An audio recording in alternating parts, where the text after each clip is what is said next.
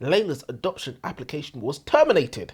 Does causing a child's death through negligence automatically make you unfit to parent? Is that a fair ruling? Would you sign off on that adoption rejection letter? Bro, I would have signed that. So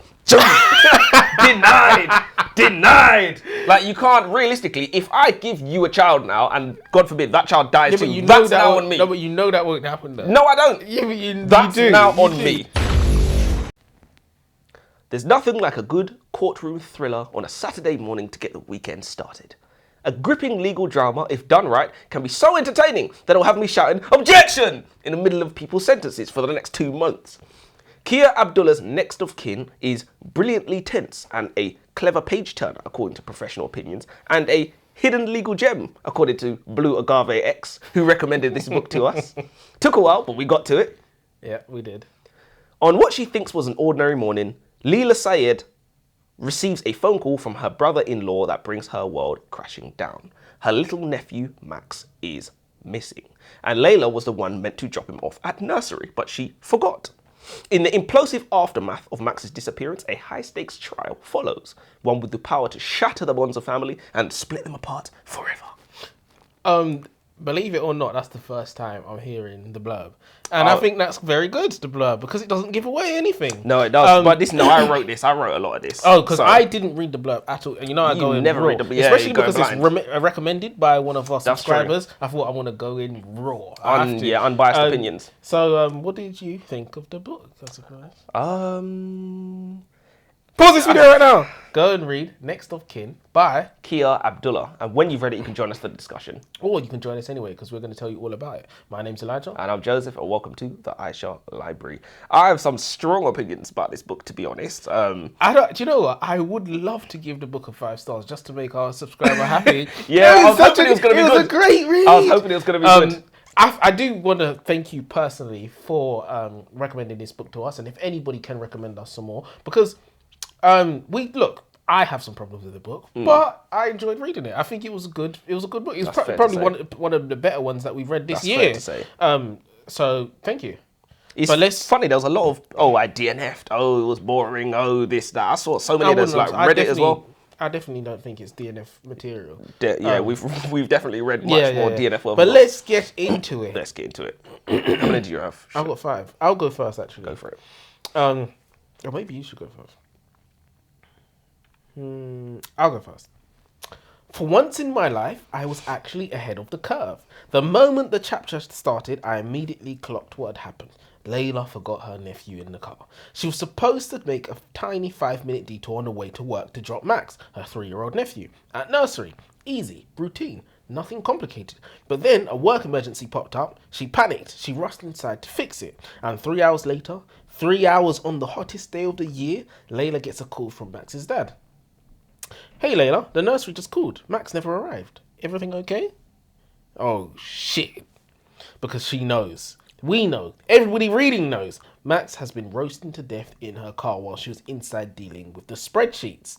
Now, listen, if you're trying to write a book that grabs your reader by the throat on page 1, it doesn't get much stronger than this. Short of Layla sneaking off to have sex instead of going to work, this is as high stakes as it gets. Because that would have been a lot worse. That would have been insane, bro. She ran in to get a booty Just call. kill yourself now. Just kill yourself. You'd have to lie about that as well. Oh, right. That can never come out. So, my mind exploded with questions. Who's actually at fault here? Should Layla go to prison? If she should, for how long? And what about the parents? Do they carry any blame? And I know what you're thinking. Here's my answer. Yes, someone should go to prison, but not Layla, the mother. I would look her dead in the eye and ask, where exactly were you while your baby was slowly roasting to death in the back of a Peugeot? You live in the modern world where childcare can be delegated at the click of a calendar invite, and you still couldn't be bothered to check that your kid made it to nursery? Your child is your responsibility, nobody else's. You're the mother, you failed. Prison. Because genuinely, how do you go an entire hour without checking in? Without one message to Layla? Without one, did Max get there okay? Your 3-year-old is out of your sight all morning and you don't think to ask once. Do you disagree? No, I don't disagree. I'm actually going to... You agree that she should go to prison? I don't think you've gone far enough. I think they should both go to prison. But you said that, but I definitely think one. I know it's weird, and I think most of you probably won't agree. But I definitely think that parent is more at fault than Layla, even though it was by Layla's hand. Because all it takes is one text. You know, it's not Layla's responsibility to remember your kid. Yeah, of course, you're supposed to remember someone in the back of your car, but it's not her responsibility. A text, a call, even half an hour. Max, get there, okay? The whole problem would have been sorted out. You're supposed to know where your kid is. Or would it? But yeah, exactly. We'll get into that. But good opening. We get a brief introduction to our fantastic foursome of characters. Layla and her husband Will, Layla's sister Yasmin and her husband Andrew, all having a family get-together at Layla's house. This image of peace and serenity doesn't last long before Yasmin goes to her sister with a problem. She needs Layla to drop her toddler son Max off at nursery, since she has a work emergency and cannot. Layla, however, has her own work emergencies on her mind. I quite like the beginning of this story. They give us a very palatable number of characters, 2 couples and a kid, and they don't spend ages and ages introducing us to the characters. Let the reader find out who the character is for themselves as they read. Also, anyone with nieces or nephews knows what it's like to be appointed as unpaid guardian to their siblings' children, even if you have your own stuff going on. And that, for me, makes Layla's frustration and ultimate negligence all the more authentic and relatable. So I thought it was a good start, you know, not too many characters. There's 2 couples and a kid, so it seems even a bit smaller, if anything. And they start killing off characters straight away, wasted no time. In terms of opening, I think it was a good opening. Doesn't really get better than that, as I said. The emotional turmoil that this book puts you through is second to none. We're not talking about mild tension or a sad chapter. We're talking about an aunt who accidentally leaves her nephew in the car and kills him. How do you even begin to tell your sister that? How does a family survive something like this? And here's the real kicker. Aren't you supposed to forgive a sibling when the tragedy was unintentional? But then the question hit me, and it's a dark one.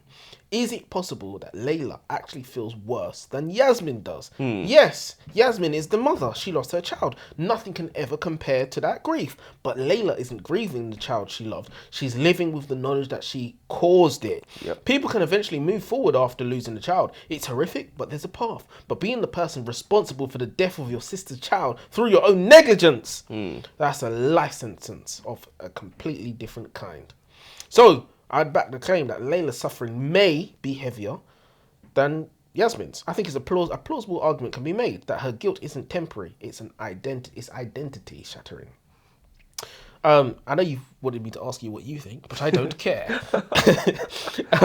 And then, as if she hasn't been punished enough by her own conscience, we found out that shortly after the details of Max's death went public, Layla's adoption application was terminated, which raises another brutal question. Does causing a child's death through negligence automatically make you unfit to parent? Is that a fair ruling? Would you sign off on that adoption rejection letter?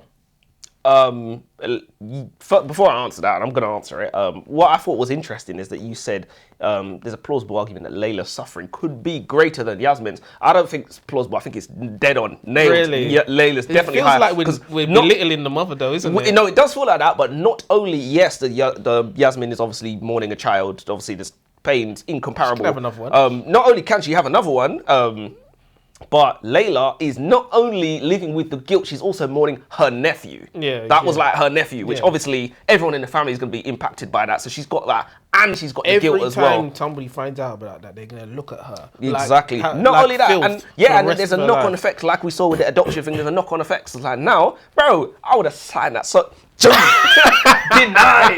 denied. Like, you can't realistically, if I give you a child now and God forbid that child dies too, that's now on me. No, but you know that won't happen though. No, I don't. Yeah, but that's now on me. It's now on me. And it's just like, I ain't living with that. So do you think Layla is genuinely incapable of caring for a child, or is she being punished for one horrific mistake that she will already carry forever? I think she's being punished for a mistake she'll carry forever, but you know, these kinds of things, we shouldn't be thinking about, how can we not impact people? This has impacted so many people's lives, and no one's life is going to be the same after this. If she became pregnant, would you take that child away from her? No, that's a different question. That's a different question. You can't take someone's child away from them. But either you aren't fit to be a mother or you're not. Well, you're not fit to be given a child. who could be That's going fair. to a different family. You've But- pivoted the question. Yeah, You've well, pi- it's you a different pivoted- question. It's you a different piv- question. No, but the reason why I thought it was the same question is because either you're capable of being a mother or you're not. And if you are, then have the child. But if you're not, then all children should be taken away from you. Not necessarily, because it's the question isn't whether you should have a child. The question is who has the authority to take your child away from you. Yeah, but No one. okay, but I'm just asking you, in an ideal world, should Oh well, I'm Lord President and I have you're Lord maximum President, authority. Yeah, you would take her child. Take that baby. Take it. Put it in the system. And that's the right decision. I don't know. Listen, know in an ideal world, people don't leave babies to die in the back of cars. So we've well, already that fucked is up. what do you mean by that? Because that does happen No, and we live in an ideal world, No, we don't. don't we? No, we live in probably the best world we've ever had, but we don't live in an ideal world, in my opinion, anyways. I saw this thing online. It said you probably eat better in this century than kings did in the past. Definitely. Like ridiculous, isn't it? I've never Definitely. thought about it like that. Though. You fat fuck. Let's just get that in there. That's universal, What, fat fuck? Yeah, I mean, you can just everybody feels that, 100%. They saw it in your eyes. And It's I calling meant me it. fat. I think the author blundered early on and showed her hand too early. Chapter 1 contains a scene where Layla watches how close her sister Yasmin and husband Will seem to be with one another. Layla watches Yasmin light Will's cigarette for him, and Will brushing a fly off Yasmin's shoulder and accidentally shifting her bra strap. Meanwhile, see that bit. Meanwhile, Layla is watching all of this, her feelings of repressed jealousy about her pretty sister bubbling to the surface. I bet she just can't help but think about their bodies entwined together, caked with sweat from the hot July day. Got a bit carried away there. But in all seriousness, it seems like the author wanted to do a coy setup to have Yasmin and Will have an affair later on down the line. But I think she overplayed her hand and made it a bit too apparent.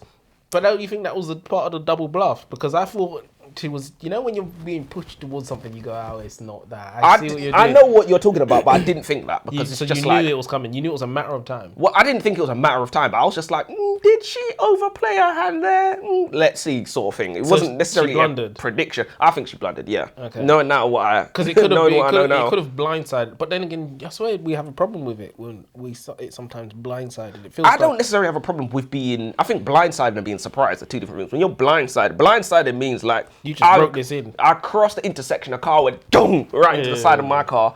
But like, a surprise is like, oh, it makes sense now. Like, going back, things that I saw early in the book, it kind of makes sense. It's like an Easter egg sort of thing. When it's blindside, it's like, this came out of... You just made this up, didn't you? wrote this in. That's a guess, by the way. I could be wrong. If I'm right, then big up Will. Remember, Kings, your relationship isn't exclusive till you've seen all the friends and her sisters and first cousins. Yeah, love it. I sign off on that. You have to. Okay, my first big problem with this book is this supposedly pivotal dilemma it hangs the entire story on. The police are determined to throw the book at Layla. Why? Because they believe she intentionally left Max in the car. Not intentionally to kill him, but intentionally as in, I'll just pop in for 5 minutes, and then she forgot, and then he died.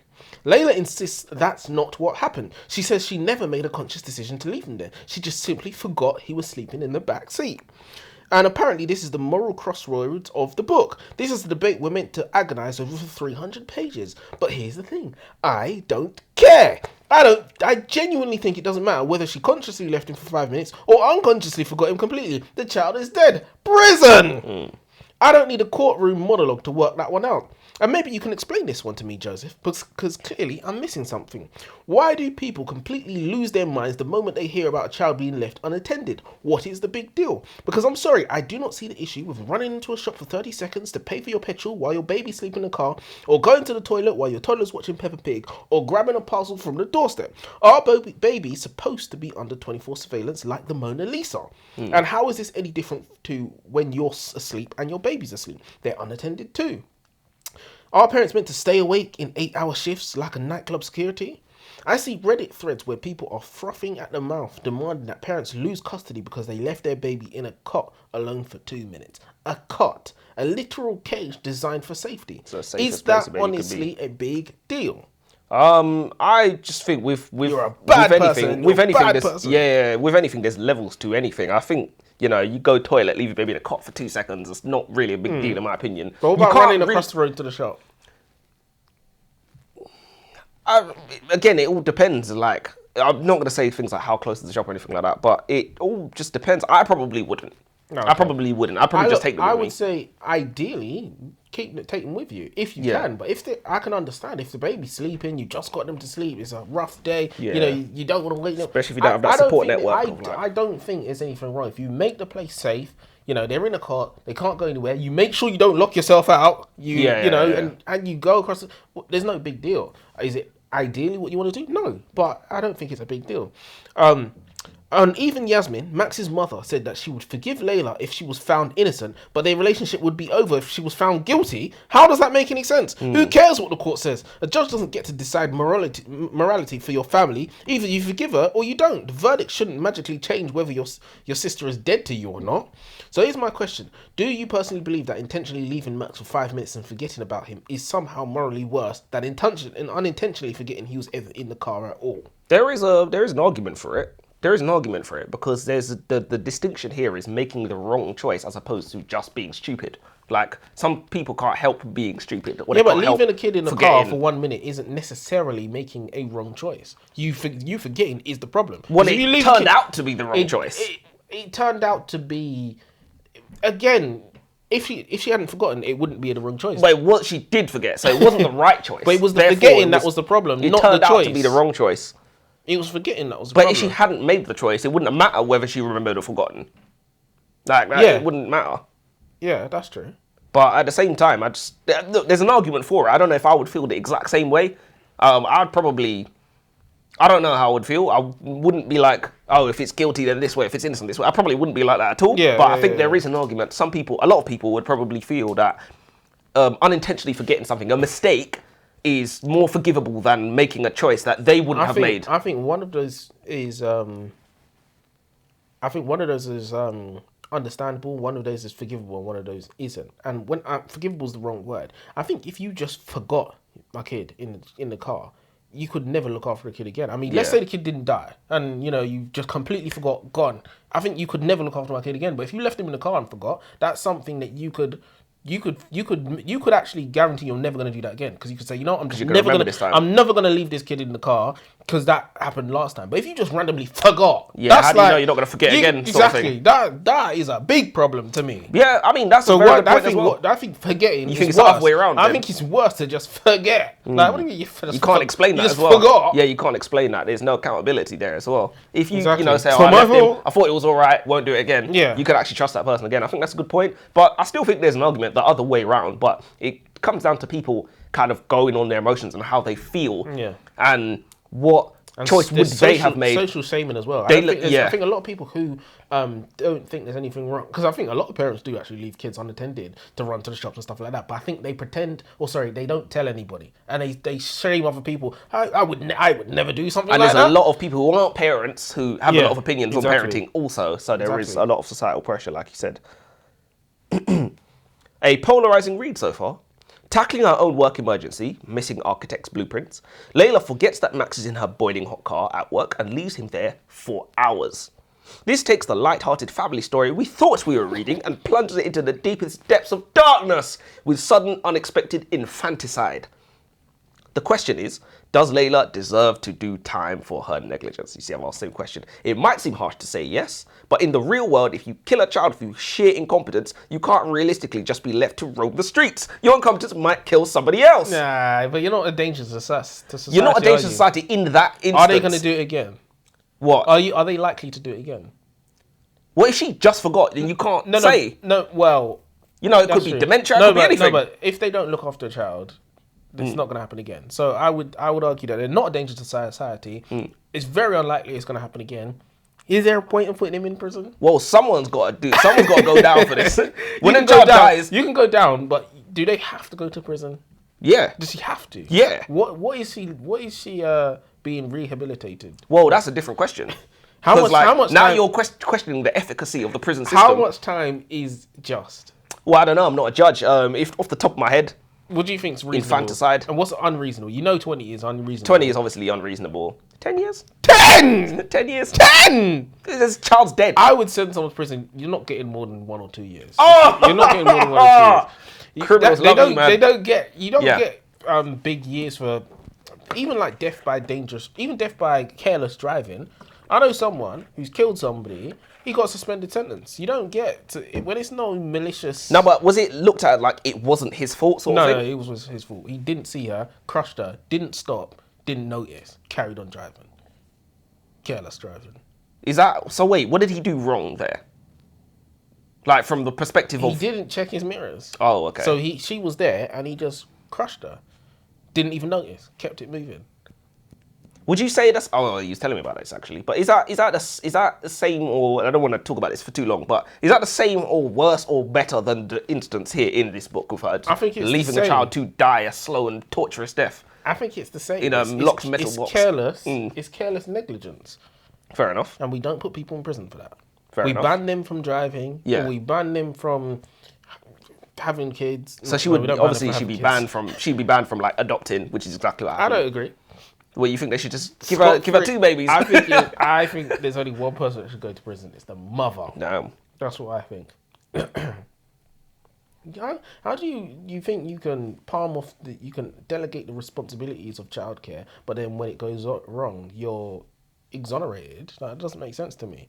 You delegated your child to somebody, and it's your responsibility. That child is always your Yeah, she responsibility. definitely should have like checked, which sounds silly to say. You If would the have baby thought. was dropped and killed or something like that, but it was hours, it was an event that happened over a period of time. Yeah, he didn't You check. don't know where your kid is? Nah, mate. So, I have to say it. I'm disappointed with the courtroom scenes. They're not bad, exactly, but if I'm going to sit through a trial in a novel, then for the love of God, give me what I came for. I want verbal jousting between barristers. I want criminal defense lawyers dropping barbed one-liners like they're at the Apollo. I want monologues so sharp they could slice through reinforced steel. I want a takedown so brutal that the witness needs emotional CPR. And can you believe the judge didn't bang the gavel once? Not a single dramatic order! Not one eruption of chaos. Not one objection so explosive it echoes into the next chapter. Instead, during Layla's cross-examination, the big question they hit her with was, would you say you were more tired than usual? I'm sorry, what? Ask her that's something that corners her, trap her, break her down. Give me the psychological equivalent of a fist fight. Not a wellness questionnaire. Yes, a few interesting questions came up, like, is Layla a criminal? Or is she a killer? What would you say? Is she a killer? Yes. It's weird though. It's a very weird, but I think you can't say no. You have to say yes. I've Yes doesn't sound. Yes isn't 100% fair, but no is 100% unfair. So she's a criminal Yeah. and she's a killer. Yeah. I don't know. I thought Yeah, these she's a killer. were ironclad terms, but it seems as if it feels like it's open to interpretation. Well, it feels like there's wiggle room there, isn't it? Yeah, I wouldn't say she's a killer. It feels unfair because you're It's thinking Jack the Ripper. It's like I don't know. Let's say you accidentally lock somebody in the freezer. Let's say the freezer was a little bit open. Like, let's say it's a big industrial size freezer. You didn't know someone's in there. You lock it. You got headphones in. You lock the door. You go about your business. Yeah, you're a killer. You're a killer. For sure. You did multiple things wrong there. You did multiple things wrong, and you know this is dangerous equipment. You know, you work in the industry. You know it's dangerous equipment. A killer, you gotta be killing. You did. Surely, You did. kill them. You did kill them. They're dead. So who killed them if you didn't? Yeah, I would say so. On Killer. paper, that should be fascinating, but it didn't even land with the impact it deserved. It felt like the book wanted to be profound, but it actually forgot to be gripping. And this is the moment where the story started to drag for me. Courtroom scenes should never drag. They should be the dishes that the chef brings out personally. The highlight, the reason you power through the middle chapters. But this was lukewarm. And here's the other reason it fell flat. There's no jeopardy. We don't care if Layla goes to prison or not. Not because we're heartless, but because the book gave us no compelling reason to care. She doesn't have children relying on her. She doesn't have a dog. She hasn't got set up a business that will collapse without her. She doesn't have a once-in-a-lifetime trip booked. There's absolutely nothing in her life that would create tension if she were jailed for a year or two. And that's a structural mistake. If the audience doesn't have something at stake, something that breaks, if Layla goes down, then the entire trial becomes a philosophical debate rather than an emotionally charged battle. So for me, 1, weak courtroom execution, 2, 0 jeopardy. A double blow. Am I being too harsh? 0 stars. But yeah, 0 stars is definitely harsh. no, But I think you put it in a really good way. To be honest, if there's no jeopardy and we don't feel the desperation of fair what enough the verdict is going to mean. I would argue that not having jeopardy, that's an advanced, that's an advanced idea. But courtroom drama, come on, this jeopardy's that's the whole reason we're here. That's an open goal. It's the whole reason we're here. Literally, you want that bit where they're waiting for the jury to come back in, contemplate their whole life. You want the lawyers dropping bar after bar. You want to be thinking, oh, she might get away. Actually, ooh. You literally want to close his book and say, I want to be a lawyer. That's what legal dramas are about. Literally. So, I think the book fumbled what should have been the best moment. And for that reason... I have some other problems, but just as significant. But I'm not sure how I feel about the second half of this book. It seems like the author attempted to cram a lot into the final third. There were twists and turns, and while I think they were generally good, I have some reservations. As it turns out, Yasmin and Andrew had a first child, Toby, with a serious and genetic medical condition called EB, or epidermolysis bullosa, a condition that causes skin to blister and tear and a whole host of other problems. Max started showing signs of this same disease, and to spare him the fate of their previous child, Andrew and Layla conspired to sedate Max and leave him in the car as a mercy killing. I get the appeal, really, I do. There had to be some form of twist to keep the reader satisfied. I like the idea of Layla being manipulated by someone else, making her an unwitting victim of manipulation rather than sheer happenstance. Now I say manipulation because they conspired to do this together, but only one of them was there with the child, locking him in the car, which is why I say Andrew, manipulated her. And also he told her something that wasn't true. Yes, to get exactly. her to do it, otherwise she wouldn't have done it. However, I don't like that this plotline requires Layla to be an unreliable narrator. This means that we never stood a chance of even potentially figuring this out. Not only that, but what the bloody hell kind of mercy killing is sedating somebody and abandoning them to a slow and drawn out death locked inside a metal box. Next time, less killing and more mercy. And we're not done. As it turns out, Andrew wasn't even Max's biological father. Remember the Will and Yasmin cheating thing that I brought up earlier? Yeah. As it turns out, I was right. And not only have they been cheated, but Will is Max's biological father. Crazy. Are you guys thinking what I'm thinking? If EB is a genetic if EB is a genetic disease and Max has a different father to the previous child, Toby, then doesn't that mean there is a chance he doesn't have EB at all? If you're thinking this, then you would be correct. Max actually didn't have EB whatsoever, and his skin condition was caused by a pesticide that made him break out in hives, meaning that they mercy killed Max for nothing. This story honestly could have been exceptional if the author didn't get overexcited and throw a bunch of twists in at the end. It was too much. Honestly, it was too much. It's too much. I know, and then you kept sucking. Too much. Get off, get off. I don't agree with you when you said that Layla's an unreliable narrator. The reason why I say that is because had we been around for that first section, basically the story started here. It started with the day of the car accident. So all of that stuff before, we just weren't there for it. She didn't lie. She didn't tell us anything. So that's why I don't think. But it's like internal monologues didn't come up. Speaking. She's not thinking that time. Killed my nephew. No, I know what you're about saying. The disease sort of thing. I think it was done well. There were purposeful omissions in order to keep us. There were purposeful omissions within the character. So if we're reading a story and how could I forget the murderer sort of thing? If the murderer is if the murderer is not one of the main characters, let's say Dr. Olivia Winter, any of these murder mystery stories we've read, and I keep bringing her up, but it's and the murderer's not actually one of the main characters, he's just an idea, basically, for the purpose of the story, then it makes sense because we know what the main character knows. That's a relationship between the reader and main character. We know what they know. We're in that side of their head. We're looking through their eyes. So you hate for Dr. Olivia Winter to be the serial killer. Do you know what I mean? I'll be like, I was never going to get that because it's she's the only character I thought couldn't be the killer for obvious reasons. And it feels like a cheap, you didn't get me. What the hell? I was never going to get that. I did. I was never going to get that. Ridiculous. I actually knew you would think that it'd be one twist too many. You like that term. Yes. I appreciated it. I think it would have hit me harder if the book wasn't recommended to us, because I knew it had to be recommended for an actual legitimate reason. And while I was reading, when I got towards the end, I think I got the guilty verdict. I actually wrote down, "Oh, this book is left me with unfulfilled promises." I was expecting a bomb, and a bomb is what I got. So, I'll admit, the end of the book isn't exactly the most believable thing I've ever read, but I actually think it worked. Here's the twist. It turns out Layla did intentionally leave Max in the car to die, but not out of cruelty, out what she believed was mercy. Max, a 3-year-old suffering from a brutal terminal illness, constant pain, no quality of life, no future. So Layla and Andrew, Max's father, secretly conspired to end his suffering. They put him down quietly, like you would an animal you love too much to watch deteriorate.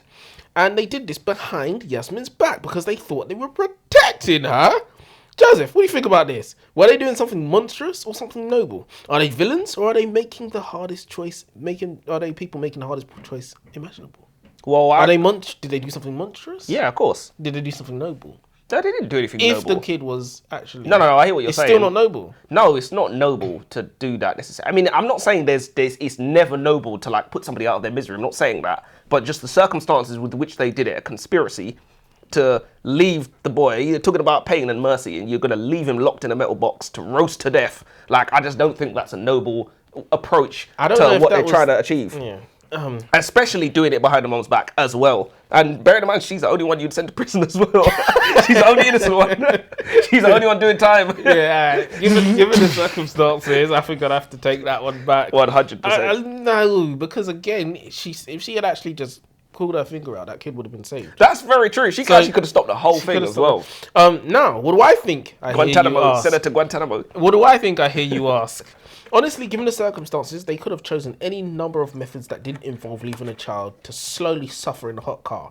Why on earth would that be the plan? If they're going to end Max's suffering, they could have done it quietly, quickly, and taken responsibility. I genuinely cannot imagine a jury convicting somebody in that situation of cold-blooded murder. Yeah, definitely not murder. There's another flaw in their logic, and it's huge. How did they convince themselves that they were acting in Yasmin's best interests by excluding her? The mother deserved to be involved in the hardest decision of her life. That's not something you hide from her. That's something you decide for her. And this is where the book stretched the believability for me.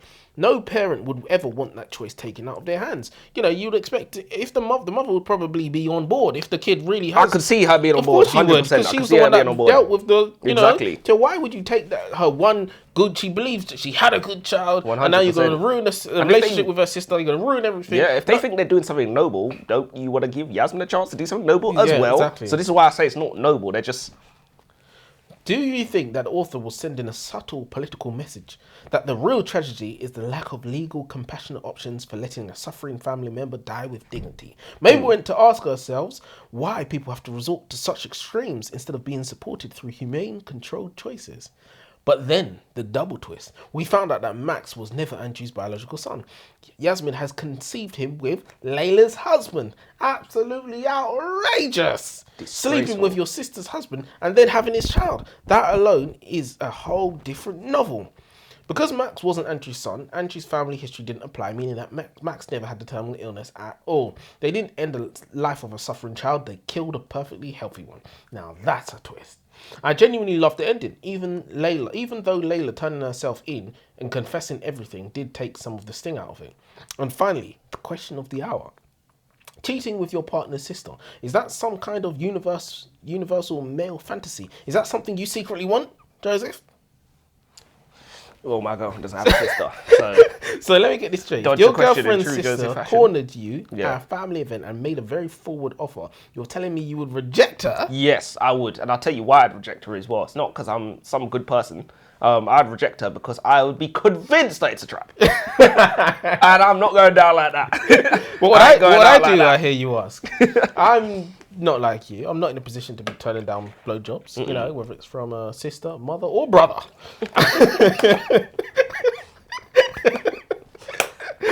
So,